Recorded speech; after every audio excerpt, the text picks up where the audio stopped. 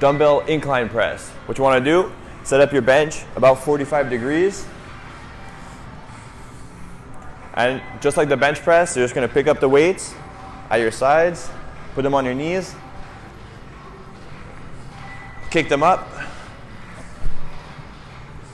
You still want a little bit of a curvature in your back. Elbows about 45 degrees. And you're squeezing at the top of the movement, okay? So you bring the weight down about at the angle of your nipple line, and then you're squeezing your chest on the way up.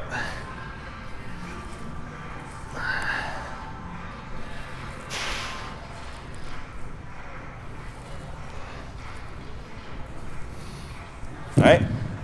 That's dumbbell incline press.